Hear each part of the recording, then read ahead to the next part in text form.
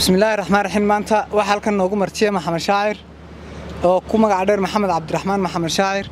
oo inoo haya maansadii Allah u naxariistay abwaankeeni qaaliga ahaa ee gaariye fali tafadal mashkuuran. والله سنتي فرحان كنتي أبوان محمد حاشي ده مع قاري وطبعاً دور كل سوقات الصومالية فرحان مكان سكده سوقات عالمية أنا أنصر يعني وحنا أبوان عالمية ما أنصر إنه حويه يعني حسكيسي يعني حريستان وحنا هيصير صوص غاف يدير الصحو تحت ترابه حتى يطل بنا خطور غيابه لما بكته العين حتى استنفذت أنزلت دمعا من عيون سحابه يا مبحرا للموت دون سفينة تحكي هزيمته بشق عذابه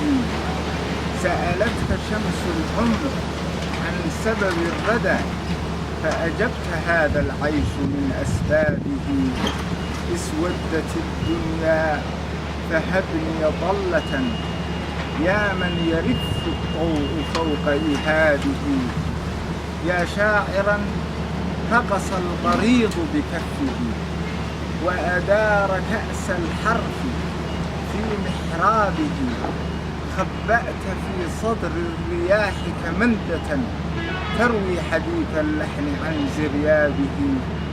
يا حارس الشعر الأخير بكفه كف المسيح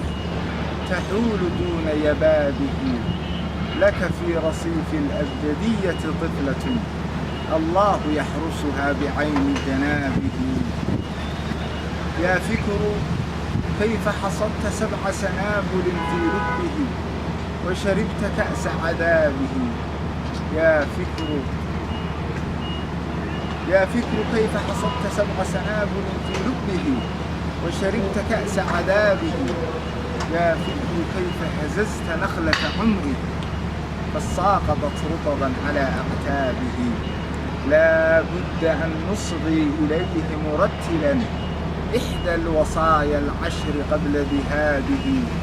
في غمرة الفوضى تملك هدأة وحمى مسار الشعر قبل ضبابه شدت قصائده المسامع فارتوت من جدول مجراه في أعصابه خطفته كف الموت ذات تلصص لن يستطيع الموت خطف إيابه من يمنع الدهر الخؤون إذا ارتمى ذئب الغياب يحد من أنيابه ملأت عواصفه الوجود فمزقت شجر الحياة وطال لحن غرابه ما سيرة العملاق في الدنيا سوى عنوان فخر في غلاف كتابه الشعر أصبح في المقابر ساكنا في الصمت ما يكفيك عن إعرابه.